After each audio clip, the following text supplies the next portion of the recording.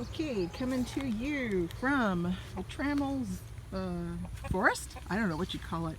Anyway, I couldn't pass up this video. It's hot. I'm a hot mess. It's horrible out here, heat-wise. But I had to show you. This is what chicken poop is capable of doing. I don't even know if you can see how tall those are. Those tomato plants are taller than me, and I'm 5'8". But the downside is it's actually too much greenery. So I should have actually pruned those some more. I really didn't know they were going to do that.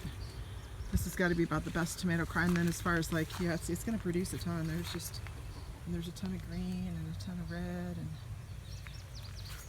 I just harvested a few down there, but there's more. These are Amish paste tomatoes here. Here I got like 4 plants of Amish paste. And down here is the early girls, and yeah, this is taller than me. So this is the tomato bed. It's a 4x12, and I've got jalapeno peppers down there on the end. And then this is one of my strawberry rhubarb beds. And until the bugs came in, because I haven't done any kind of bug control, and I don't think I will right now. I think I'll just harvest it. But, oh yeah, that's what's, yeah, see, it's the Japanese beetles. Look at them.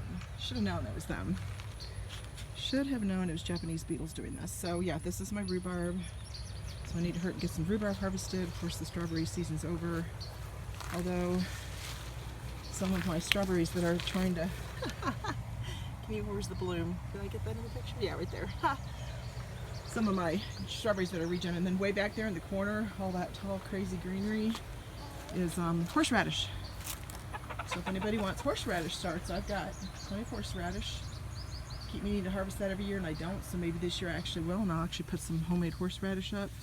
There's a volunteer tomato plant over there by the compost pile, and here's the back side of the tomato bed over here. Probably making everybody dizzy, but I'm trying to get through this. This is the back side of one of the chicken coops, and yes, that is a green bean, or those are green bean plants, and those are actually voluntary from last year. I let last year's vines just die on the fence because I was going to harvest the beans to plant this year. That never happened, so they actually planted themselves.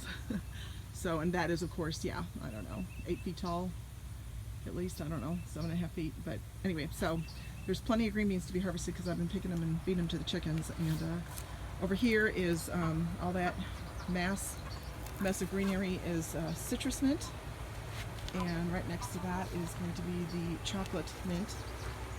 I am actually going to be putting up extract this year. I'm going to learn how to do that. I was reading on it.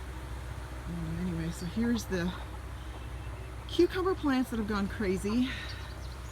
I had not anticipated that, and so therefore I'm going to have to replant my peppers, because I had my peppers on the edges here on the other side, but the cucumbers are really taking them over and the peppers are not doing well. So they're going to have to get moved. Here's my apple mint. I let it out of control. The only good thing for that is it's now gone to flower, which attracts the beneficial wasps and other good bugs. So that's a good part, but I am getting ready to cut this down, unfortunately, because it's inside the garden and I really need it to have control, because there is once again the asparagus bed that is completely out of control. Weeded over. Not cool. All right, let's go down here. Bring it around this way. So here's the chocolate mint. Here's some more apple mint, another apple mint that I have. Here's the back side of the cucumbers, going crazy. And then down here somewhere there is a honeydew melon. This is the honeydew melon. See, that's a cucumber leaf, and those are the honeydew melons. The base of it's down there somewhere, and it's trailing this way, because then on the back side over there, coming around and through the fence, is the cantaloupe. So I knew this was going to go crazy and that it might get out of control, but I didn't know how else to do it this year, so we tried it. And obviously it's going into the aisle, which is not okay right now. So I'm going to have to figure out what to do with that. This is my beautiful sage plant that's going crazy. It always does every year now. I'll have to trim it back, because I finally bought another new sage plant down here that I'm going to maybe try to keep in control. Here's the mullein, which I did nothing with, unfortunately. There's more mullein over there too. So I never did harvest or do anything with it. So I think that's unfortunate, because I do believe it's a biennial, and if this is flowering, this is probably its second year. So unless it reseeds or I can successfully collect these seeds, I'm not sure it'll come back next year. This is my stevia sweet leaf plant. And then the little flower, of course, is not part of that. That is actually part of a apple mint that fell over. This is my purple basil. I need to trim it up, get some new starts. Here's my chamomile. Got some chamomile. This is my, you can't even tell, this is where my irises are. Some of them are dying out because I didn't take care of them. I didn't trim them back, and they needed to have been thinned out this year, and the rest is just horrid weeds. So this whole bed needs redone, fixed. More apple mint that's not supposed to be here, so that needs to get ripped up. Here's my poor blueberry plants, which need some desperate help. This flowering thing is my oregano. I do believe it's Greek oregano. So I trimmed it back so it wouldn't flower, and then I didn't keep up with it, and it flowered. Here's some more Greek oregano. A little bit of pretty, like just, there's the evening primrose, which I still need to get to some people. Looks like some of my glads, party glads or something are coming up. I don't even remember what that one's called, but it came up. There was a bunch of them, that's the only one that came up. My liatrus came up. Weed needs to get gone. This is my lemon balm that's out of control. It's gone to flower, so I need to trim it back, get it back under control. There's the cauliflower. That was a failure. I need to rip the old plants up. I've been feeding those to the chickens. And the broccoli was a success, and I've been feeding the plants to the chickens as I rip them up. I have peas. Yes, it needs desperate water, and this needs desperately weeded. There's peas there. And here's my kale that was all planted together, so I need to dig it up and separate it. There's at least 4 plants there. They came together in one pot, and I never repotted them right because I didn't want them to die. And I've been harvesting those and putting them in my shakes, so I need to get that under control. Here is, again, the cantaloupe plant and the other side of the sage.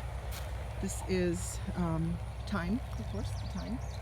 And the onions. Ooh, okay, so it is time to harvest onions because, wow, looks like it's time to harvest. I do have some, I have bigger ones than that over there.